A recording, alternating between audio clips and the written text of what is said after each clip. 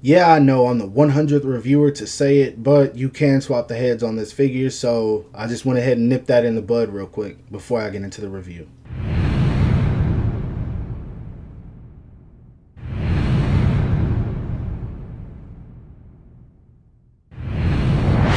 What the heck is up, you guys? Animated Heroes here, back with another action figure review for you guys, and this time we're going to be taking a look at a figure we should have got so long ago, the SH Figuarts Majin Vegeta. Now I know what some people are thinking, bro, you're so late, this figure's been out, there's a million reviews. Technically, I know you guys are right, and I just couldn't make myself pre-order this figure. If you guys want to know why I got it late, that's why I just could not make myself pre-order it. I had it in my cart several times, and then I would just close the app and not buy it. So now here he is. I got him from my boys at Toys in the Box. So if you want him, go pick him up there, and not wasting any more time, let's go ahead and get into the sexy packaging. Now for the sexy packaging, it's nothing new we hadn't already seen with the Dragon Ball Z figures. Of course, it's the window packaging. You got Majin Vegeta written down the side right there. Cool image of him on the side right here. I dig this. Too bad he's not going to be able to look like that. Funimation right there. Toei right there. Warning, ages 15 up. Tamashii Nation's Bandai, so you know it's real. Dragon Ball Z. On the side right there, just Majin Vegeta. Nothing special about that. On the bottom, Majin Vegeta. Cool image of him right there as well. On the side, you got some more shots of him. Nothing special. SH Figuarts Majin Vegeta on the bottom. Nothing much going on at the top except another complete image, which I do dig that face. And then, of course, on the back, you got some poses you can get the figure in and all the stuff at the bottom that does not matter. So, sexy packaging, like I said, same thing we've seen a million times over with the Dragon Ball Z line. Now, straight out of the packaging, I will say that it is true that this is a figure that you have to have in hand to appreciate it much better, because I saw photos of this guy and I was kind of like, I saw the promo images of this guy and I was like, but having it in hand, he is definitely a lot cooler than I was expecting him to be, and that makes me happy because I was really hoping I wasn't going to be disappointed with this figure, and for the most part, I am not. I will say that this figure is actually pretty impressive, and if you don't got it, I will go ahead and highly recommend it at the beginning of the review. But that being said, of course, there are some things I dislike, and I'm going to go ahead and get those out of the way. First off, the hair sculpt, it doesn't look bad on this figure. That's one thing I can say. It does not look bad. They added some shading towards the widow's peak. That's a good thing. It does make it look a little bit better, but it's not Super Saiyan 2 Vegeta. It's just not. This hair sculpt is far too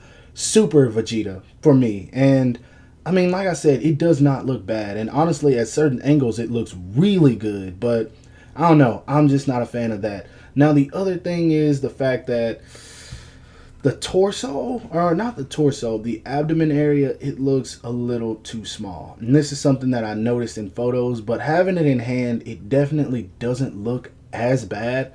And I think for the most part, if you pose him correctly, it'll probably look all right. But I don't know. I just don't dig those two things. And it's not like it's a major gripe or anything. It's more of a personal thing, because if you like the hair sculpt, then it's not going to be an issue for you. If this doesn't feel too small for you, it's not going to be an issue for you.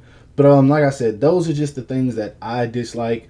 Other than that, I think it's pretty good. Some people said they don't like the glossiness of this, and it doesn't bother me at all. And I know that's something that a lot of people were saying. I don't like it. And also that it's glossy at the torso and then not glossy right here. Once again, that's not something that bothers me, but heard a lot of people talking about it, and I'll get more in depth with it, of course, throughout the review. But let's go ahead and put this guy back and see how tall he stands. Now, to the top of his head, Majin Vegeta stands right at 5 inches, and to the top of his hair, he's about 6.5. So he is in the 6-inch scale, of course. I do think that he's a little bit too tall, but of course, we'll find that out once we do some size comparisons with some other Dragon Ball Z figures. Now, articulation-wise, they did a lot of things well. He looks up that much. Of course, most of it comes out of the neck, and that's definitely good enough for a Vegeta figure. Looks down that much, which is even better. Of course, most of it is coming out of the neck. He does tilt his head to the side really well. Of course, you can turn it all the way around, and the neck does move around in there. That is awesome. arm goes out only about that much. He does have a butterfly joint. This is probably what I love the most about this figure. I always love butterfly joints. He does have a bicep swivel, double jointed elbows. Hands are on a ball peg, so you can pretty much move those around however you want.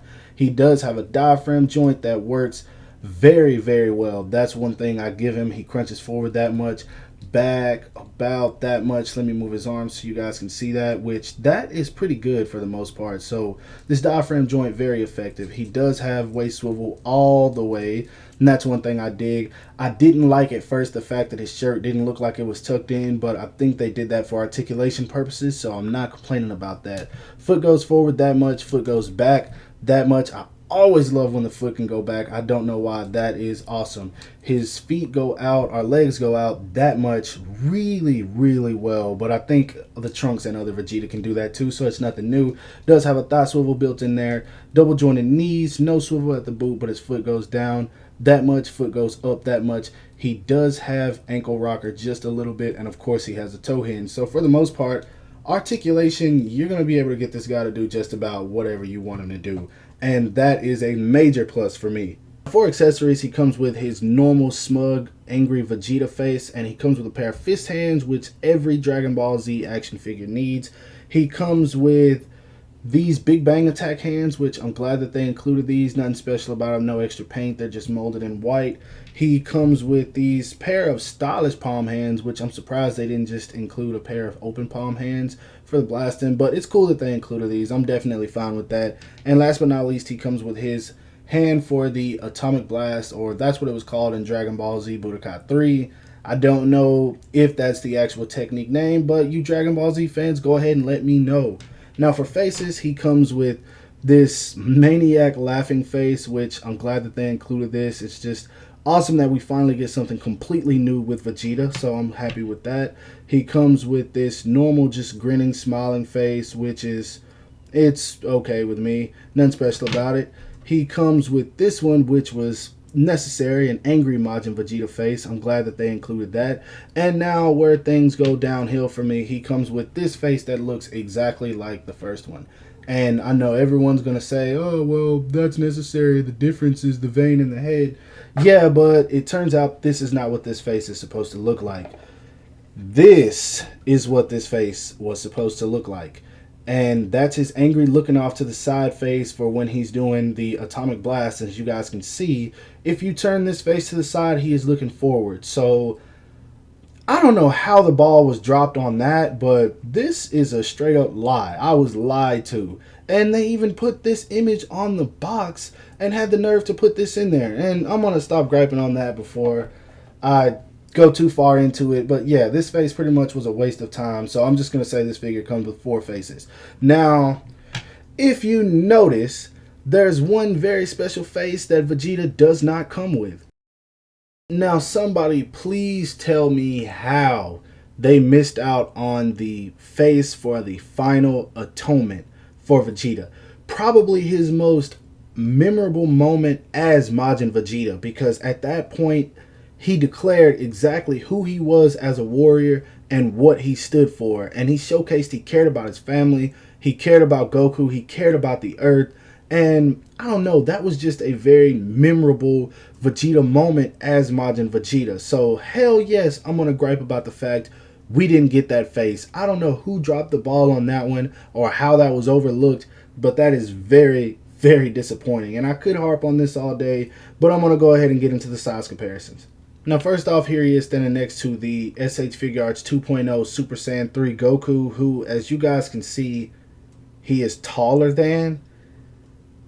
Not even going to get into that. And, of course, the SH Figuarts Dragon Ball Super new release 2.0 Final Form Frieza.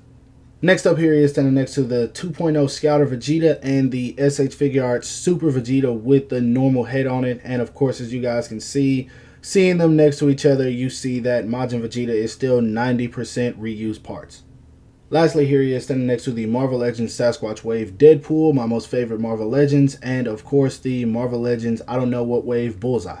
Now, my final thoughts on this figure are that it is, definitely not one of my faves, probably not a figure I'm really going to pose a whole lot, but I I know there are some Dragon Ball Z fans out there, and I know, of course, there are some SH Figuarts fans out there that really love Vegeta. So obviously, I recommend this figure to you guys, regardless of how I feel about the figure.